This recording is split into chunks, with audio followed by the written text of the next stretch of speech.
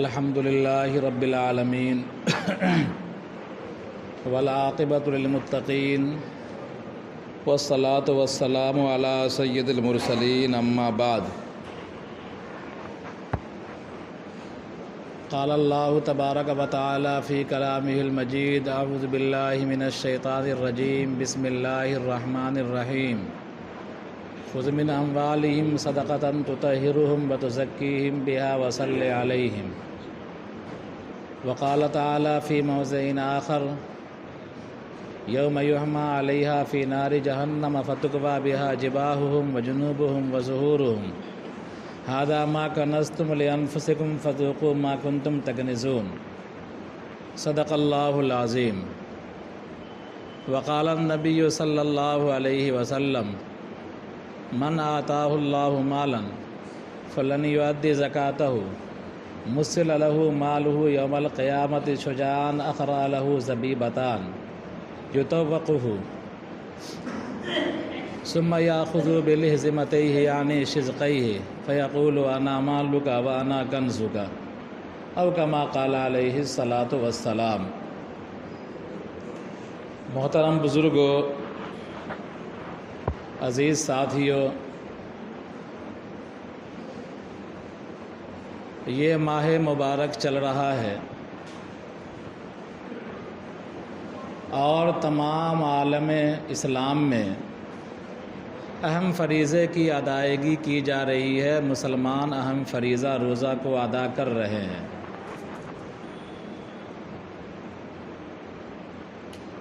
پہلا عشرہ ختم ہونے کو ہے اور دوسرا عشرہ شروع ہونے والا ہے. پہلا عشرہ جس کو رحمت کہا گیا تھا وہ قریب الختم ہے اور دوسرا عشرہ جس کو مغفرت کہا گیا ہے وہ آنے والا ہے. یعنی اللہ تبارک و تعالیٰ کی رحمتیں ہم گنہگاروں پر بارش کی طرح برستی ہیں. پھر اللہ تبارک و تعالیٰ اپنے فضل سے ہمیں گناہوں سے معاف کر کے اور مغفرت کا اعلان کرتا ہے. تو اللہ تبارک و تعالیٰ کی طرف سے تو یہ عنایتیں ہیں، لیکن ہم اور آپ اللہ کی عنایتوں میں سے اور اللہ کے عطایا میں سے کتنا حصہ لینے والے ہیں یہ سوچنے کا مقام ہے. گزشتہ ہفتے بات آئی تھی آپ حضرات کے سامنے کہ روزے کے تمام حقوق کو ادا کر کے روزہ رکھنا چاہیے. کہ اللہ تبارک و تعالیٰ نے صرف روزہ فرض نہیں کیا بلکہ روزے فرض کیے. یعنی جس طرح ہم اور آپ کھانے پینے سے رکتے ہیں اس طرح اعضاء اور جوارح کے گناہوں سے رکنا چاہیے. اگر اس انداز سے روزہ رکھتے ہیں تو اللہ تبارک و تعالیٰ کی طرف سے جو انعامات ملتے ہیں اس انعامات کے ہم یقیناً مستحق ہوں گے اللہ کے فضل سے.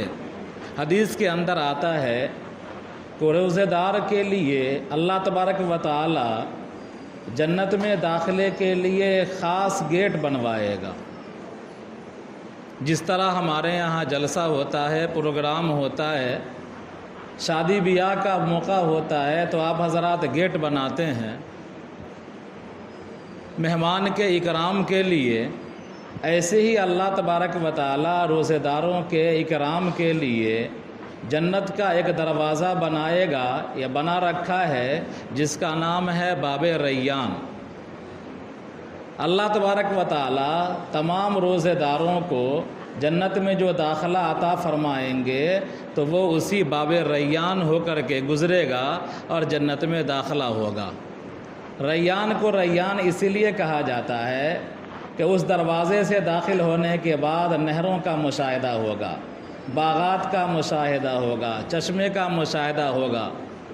اس لیے دنیا کے اندر آپ بھوکے پیاسے رہتے ہیں، بھر دن سوکھتے رہتے ہیں، پانی کی طلب ہوتی ہے تو اللہ تبارک و تعالیٰ بدلہ بھی ایسا عطا فرمائے گا کہ ان روزہ داروں کو ایسے دروازے سے گزارو کہ جن دروازوں کے سامنے نہریں بہہ رہی ہیں، چشمے ابل رہے ہیں، اور باغات لدے ہوئے ہیں، ایسے دروازے کے سے گزارو۔ تو یہ اعزاز کب ملے گا؟ جب ہم آپ روزے کے حقوق کو ادا کرتے ہوئے ہم روزہ رکھیں گے۔ بہرحال میں نے آیت پڑھی ہے اور حدیث کا ٹکڑا تلاوت کیا ہے، ان دونوں کا تعلق زکوٰۃ سے ہے۔ آپ جانتے ہیں ہم اور آپ مسلمان ہیں، اسلام کے 5 ارکانوں میں سے ایک اہم رکن زکوٰۃ بھی ہے۔ اللہ تبارک و تعالی نے زکوٰۃ کی جو فرضیت نازل کی ہے وہ سن 2 ہجری میں زکوٰۃ کی فرضیت نازل ہوئی ہے، اور زکوٰۃ کی حکمتوں پر غور کیجئے تو پتہ چلے گا کہ اللہ تبارک و تعالی نے زکوٰۃ کے تعلق سے اور نماز کے تعلق سے قرآن کریم میں بہت زیادہ تاکید نازل فرمائی ہے۔ بار بار حکم ہے نماز پڑھنے کا، بار بار حکم ہے زکوٰۃ دینے کا۔ روزے کا حکم تقریباً 1.5 رکوع میں مکمل۔ حج کا جو حکم ہے وہ تقریباً وہ بھی 1.5 رکوع میں مکمل ہو جاتا ہے۔ حالانکہ حج بھی اسلام کے ارکان میں سے ہیں اور روزہ بھی اسلام کے ارکان میں سے ہیں، لیکن نماز اور زکوٰۃ یہ دونوں ایسی عبادت ہے کہ اللہ تبارک و تعالی نے قرآن کریم میں 32 جگہوں پر تو نماز اور زکوٰۃ کو ساتھ ساتھ بیان کیا ہے، لیکن کل ملا کر کے 82 جگہیں ہیں جہاں اللہ تبارک و تعالی نے مال خرچہ کرنے، زکوٰۃ دینے یا صدقات ادا کرنے کی ترغیب دی ہے۔ یہ بار بار 32 جگہ یا 82 جگہ کیوں اتنا تذکرہ ہے؟ تو اس کی حکمتوں پر غور کیجئے گا تو پتہ چلے گا کہ نماز ہمارے اپنی اصلاح، اپنے خاندان کی اصلاح، ہمارے روحانی اصلاح کا اہم ذریعہ ہے۔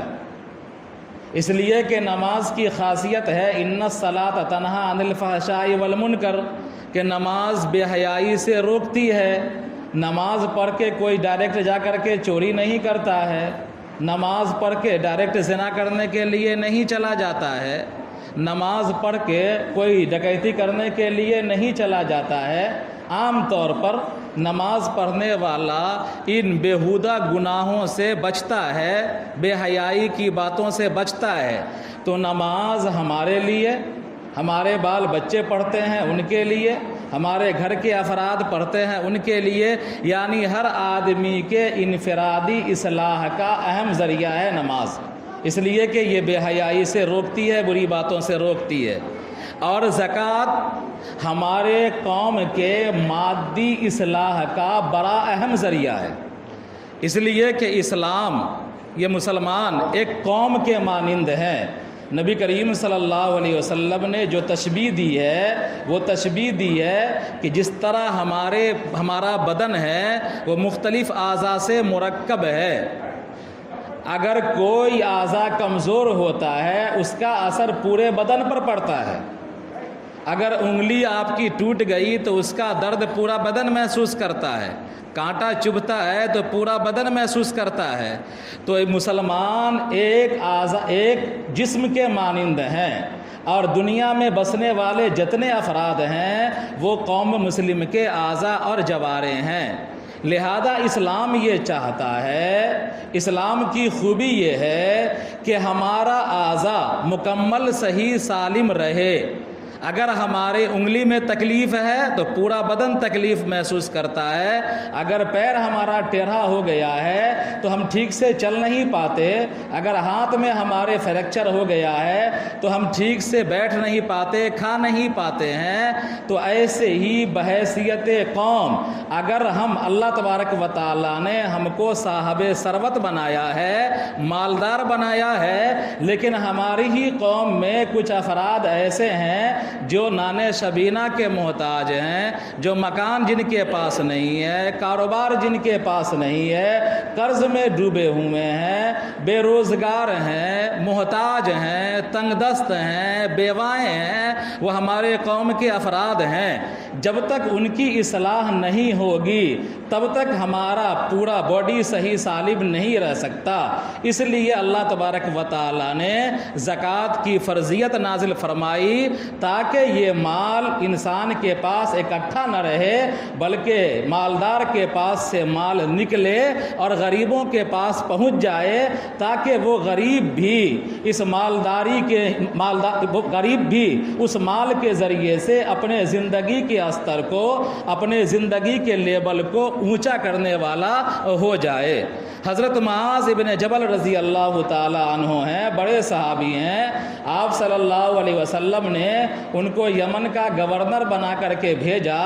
حالت یہ تھی جب روانہ کر رہے تھے کہ معاذ ابن جبل رضی اللہ تعالی عنہ اونٹ پر سوار تھے اور پیارے آقا صلی اللہ علیہ وسلم اونٹ کے نکیل کو پکڑ کر چل رہے تھے، نیچے تھے، اور اسی درمیان میں حضرت معاذ کو نصیحت کر رہے تھے کہ تم اہل کتاب کے پاس جا رہے ہو، یعنی ایسی قوم کے پاس جا رہے ہو جو اہل کتاب ہیں، یعنی یہودی ہیں، عیسائی ہیں، ان کو دین کی دعوت کس طرح دینا ہے وہ سارا کچھ بتلایا، پروگرام چلتے ہوئے چل رہے ہیں اور نصیحت کر رہے ہیں۔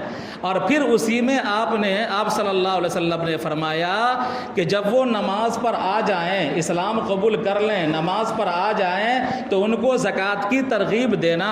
اور اس کے بارے میں نبی کریم صلی اللہ علیہ وسلم نے جو ارشاد فرمایا وہی میرا موضوع ہے کہ تُؤْخَذُ مِنْ أَغْنِيَائِهِمْ وَتُرَدُّ إِلَىٰ فُقَرَائِهِمْ، کہ زکوٰۃ کی ترغیب دینا جو مسلمانوں کے مالداروں سے لیا جائے گا اور مسلمانوں کے غریبوں پر خرچہ کیا جائے گا، تاکہ یہ غریب بھی زکوٰۃ کے رقم سے، زکوٰۃ کے مد سے اپنی زندگی کی نئی شروعات کر سکے۔ اگر قرض میں ڈوبا ہوا ہے تو قرض ادا کر لے، کاروبار نہیں ہے تو کچھ دکان دوری کر لے، یا اسی طرح اگر نان شبینہ کا محتاج ہے تو غلے کا انتظام کر لے۔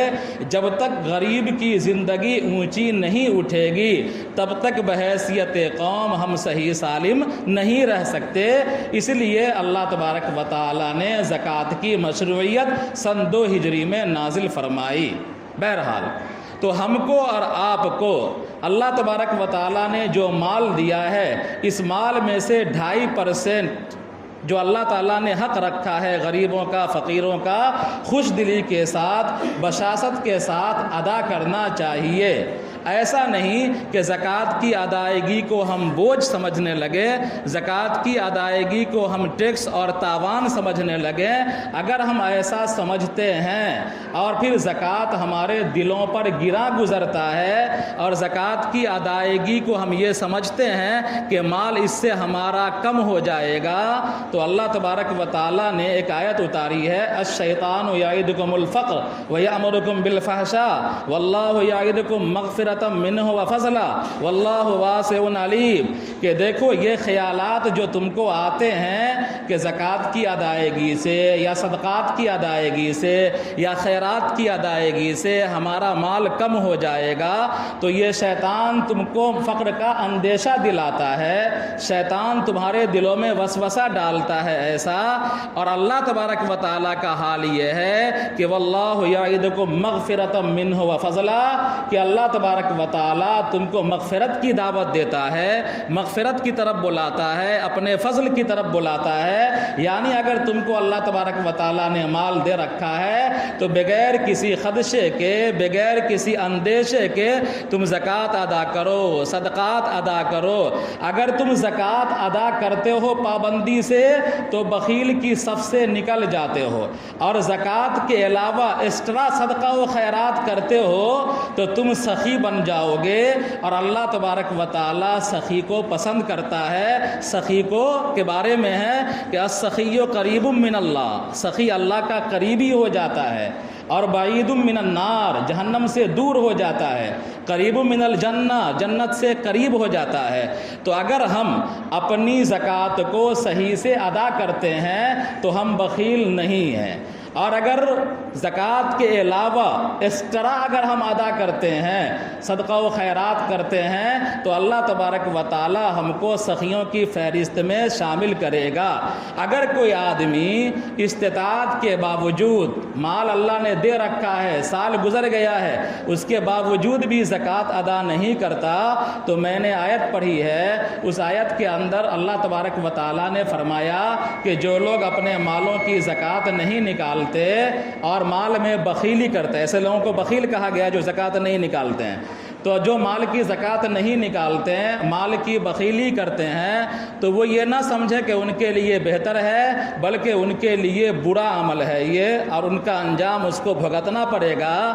قیامت کے دن اللہ تبارک و تعالیٰ اس مال کو، جس کو یہ گن گن کر کے رکھا تھا، جمع کر کے رکھا تھا اور زکوٰۃ ادا نہیں کرتا تھا، تو قیامت کے دن اللہ تبارک و تعالیٰ اس مال کو اس کے گردن میں سانپ کی شکل میں لپیٹ دے گا، اور حدیث میں نے پڑھی ہے جس کا خلاصہ یہ ہے کہ وہ سانپ اس کے باچھے کو پکڑ کے کہے گا انا مالک و انا کنزک، کہ میں تیرا مال ہوں اور میں تیرا خزانہ ہوں، جو تم گن گن کر رکھتے تھے اور غریبوں کے حق کو ادا نہیں کرتے تھے، مسکینوں کے حق کو ادا نہیں کرتے تھے۔ بہرحال جس طرح رمضان المبارک کی آمد کے موقع پر ہم اور آپ اپنا بجٹ بناتے ہیں، گھر کے اخراجات کا بجٹ بناتے ہیں، اسی طرح میں نے شعبان میں کہا تھا کہ زکوٰۃ کا حساب بھی کر لینا چاہیے۔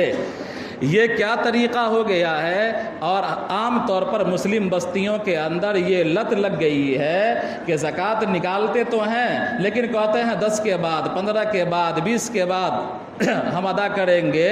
عام طور پر لوگوں کو اس میں پریشانی ہوتی ہے۔ تو جس طرح اخراجات کا آپ بجٹ بناتے ہیں، تو ایسے ہی شعبان میں اپنے زکوٰۃ کا حساب کر لیجئے، پیسے نکال کر کے رکھ لیجئے۔ ہو سکتا ہے کہ 1 رمضان کو زکوٰۃ کا مستحق آپ کے پاس آ جائے، 2 رمضان کو آپ کا مستحق آ جائے، زکوٰۃ کا مستحق آپ کے پاس آ جائے، تو آپ کو سبکی نہ ہو اور لوٹانا نہ پڑے، اس بیچارے کو پریشان نہ ہونا پڑے۔ زکوٰۃ وصول کرنے والے جو میرے یہاں آتے ہیں، یہ ان کا احسان ہے۔ حضرت امام زین العابدین، جہاں نام سے واقف ہیں آپ، یہ امام زین العابدین حضرت امام حسین کے صاحبزادے ہیں، اور بڑا اونچا مقام ہے ان کا۔ اللہ تبارک و تعالیٰ نے ان کو بہت سارا مال عطا کر دیا تھا، اور حالت یہ تھی کہ اگر ان کے دروازے پر کوئی سائل آ گیا زکوٰۃ کے لیے، صدقے کے لیے، اگر کوئی سائل آ گیا تو جیسے ہی سائل کی آواز سنتے تھے، امام زین العابدین خوشی سے جھوم جاتے تھے اور کہتے تھے کہ اے اللہ تیرا شکر ہے کہ تو نے میرا سامان میرے گھر بھیجنے کے لیے سواری بھیج دیا۔ کیا کہا کرتے تھے کہ اے اللہ تیرا شکر ہے کہ تو نے میرا سامان میرے گھر پہنچانے کے لیے سواری بھیج دیا۔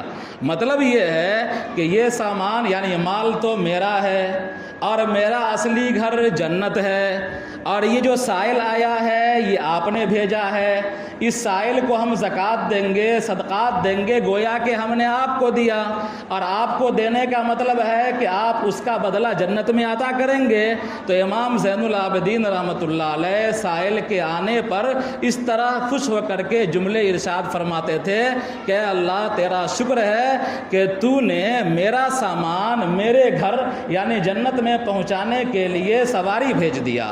لہذا جو فقیر فقراء ہمارے یہاں آتے ہیں، یا ہمارے معاشرے میں جو دبے کچلے لوگ ہیں، یہ گویا کہ ہمارے مال کو میرے گھر پہنچانے کی سواری ہیں، جنت میں بھیجنے کی سواری ہیں۔ لہذا سائل جب آ جائے اس کو محروم نہیں کرنا چاہیے، یہ نہیں کہنا چاہیے کہ 10 کے بعد یا 15 کے بعد ہم دیں گے۔ اللہ تبارک و تعالی ہم سب کو سمجھ عطا فرمائے اور صحیح طریقے سے زکوٰۃ ادا کرنے کی توفیق عطا فرمائے، اور اس سلسلے میں کسی قسم کے لیت و لال سے بچنے کی توفیق عطا فرمائے۔ میرے محترم آپ غور کیجئے کہ زکوٰۃ کا نظام کیسا مستحکم نظام ہے کہ اگر صحیح سے ادائیگی اس کی کر دی جائے، آپ جوڑ لیجئے کہ ہندوستان کی آبادی تقریباً 40 کروڑ ہیں، مسلمانوں کی آبادی ہندوستان میں 40 کروڑ ہے. 40 کروڑ میں ہم 3 کو ہٹا دیتے ہیں, 70% ہٹا دیتے ہیں, 30% ہی اگر لے لیتے ہیں کہ 10 کروڑ لوگ ایسے ہیں جو زکوٰۃ ادا کرنے کی پوزیشن میں ہے یا صدقہ ادا کرنے کی پوزیشن میں ہے. 10 کروڑ ہم لے لیتے ہیں. 10 کروڑ نے اگر 100 روپیہ ادا کر دیا, 10 کروڑ نے اگر 100 روپیہ ادا کر دیا تو 100 کروڑ ہوئے. اور اگر 10 کروڑ آدمی نے 1000 روپیہ ادا کر دیا تو 10,000 کروڑ روپے زکوٰۃ کی رقم ہوتی ہے. کیا 10,000 کروڑ کی رقم سے غریبی دور نہیں ہوگی؟ امارت شریعہ کا بجٹ کل آپ نے سنا 15-20 کروڑ کا ہے. دارالعلوم دیوبند کا بجٹ 75-80 کروڑ کا ہے. اس طرح جو ادارے ہیں ان کا بجٹ اسی طرح کا ہے. بڑے اداروں کا قریب 25-30 کروڑ, چھوٹے ادارے کا لاکھوں میں ہوتا ہے. تو اگر ہندوستان کا مسلمان صحیح سے زکوٰۃ ادا کرے, 10 کروڑ مسلمان بھی اگر صحیح سے ادا کرے, اگر 100 روپیہ ادا کرے گا تو 100 کروڑ ہوگا, 1000 ادا کرے گا تو 10,000 کروڑ کی رقم جمع ہوگی. کیا ہمارے معاشرے میں غریبی رہے گی؟ کیا ہمارے ادارے محتاج رہیں گے؟ کیا ہمارے اداروں کو چلانے میں دقت ہوگی؟ قطعاً نہیں ہوگی. بہرحال موجودہ آج کے ڈیٹ میں صاحب نصاب زکوٰۃ کون ادا کرے؟ تو آج کے ڈیٹ میں چاندی کا جو ریٹ ہے تقریباً 72,100 روپے کلو ہے. چاندی کا ریٹ آج کے ڈیٹ میں 72,100 روپے کلو ہے. لہذا اس اعتبار سے صاحب نصاب بننے کے لیے ہمارے پاس تقریباً 44,000 روپیہ اگر ہے بینک میں, یا 44,000 روپیے کی مالیت کے برابر سونا چاندی اکٹھا ہمارے گھروں کے اندر موجود ہے, یا 44,000 روپیے کی مالیت کے برابر ضرورت اصلیہ سے زائد کا سامان ہمارے گھر میں موجود ہے, تو ہم صاحب نصاب ہیں. ہمارے لیے زکوٰۃ کی ادائیگی, سال گزر گیا ہے تو ہمارے لیے زکوٰۃ کی ادائیگی لازم ہے. لہذا اپنا اکاؤنٹ چیک کر لیجئے, کیش کو دیکھ لیجئے, اور جو ایکسٹرا سامان ہے اس کو ملا لیجئے. اگر کیش, زیورات اور جو ایکسٹرا سامان ہے وہ سامان ملا کر کے اگر آپ کے پاس رقم 44,000 کی بن جاتی ہے تو آپ پر زکوٰۃ لازم ہے, آپ کو 2.5% زکوٰۃ نکالنا ہے. بہرحال اسی طرح لوگ پوچھتے ہیں کہ امسال صدقہ فطر کی رقم کیا بنی ہے؟ تو امارت شریعہ نے اور پٹنہ کی دیگر تنظیموں نے جو اعلان کیا ہے تو وہاں کے گیہوں کے ریٹ کے اعتبار سے 60 روپیہ ہے, اور کھجور اور کشمش اب جانتے ہیں اس سے عام طور پر لوگ دیتے نہیں ہیں, تو گیہوں کا ریٹ جو بتایا گیا ہے گیہوں کے ریٹ کے اعتبار سے وہ 60 روپے ہے.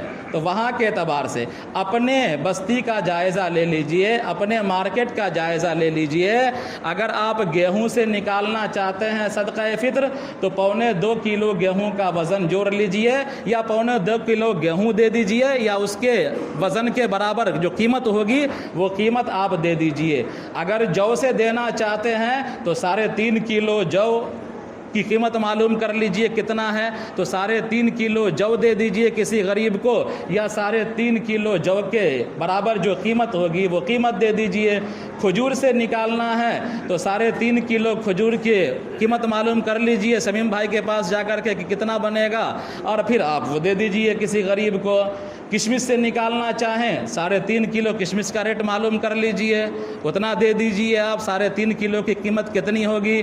پنیر سے نکالنا چاہیں تو 3.5 کلو پنیر کی کیا قیمت بنے گی وہ قیمت آپ دے دیجئے. تو یہ اشیاء بھی دے سکتے ہیں, گیہوں بھی دے سکتے ہیں 1.25 کلو, جو دینا ہے 3.5 کلو, کھجور دینا ہے 3.5 کلو, کشمش دینا ہے 3.5 کلو, پنیر دینا ہے 3.5 کلو. تو یہ پیمانہ ہے. اگر آپ کو یہ اشیاء نہیں دینی ہے تو ان اشیاء کی قیمت دے دینی چاہیے, اور عید الفطر سے پہلے ادا کر دینا چاہیے. اس کے مستحق بھی وہی ہیں جو زکوٰۃ کے مستحق ہیں. لہذا آپ صدقہ فطر بھی بشاشت کے ساتھ ادا کر دیجئے. جن کو اللہ تبارک و تعالیٰ نے مال دیا ہے وہ کھجور کشمش وغیرہ سے ادا کریں. جن کے پاس اتنا مال نہیں ہے وہ گیہوں سے ادا کریں, 35-40 روپیہ کیا بنے گا؟ تو وہ گیہوں سے ادا کریں۔ اللہ تبارک و تعالی ہم سب کو اس ماہ مبارک میں زیادہ سے زیادہ خیرات اور نیکیاں خیرات کرنے اور نیکیاں بٹورنے کی توفیق عطا فرمائے۔ ربنا تقبل منا انک انت السمیع العلیم وتب علینا انک انت التواب الرحیم۔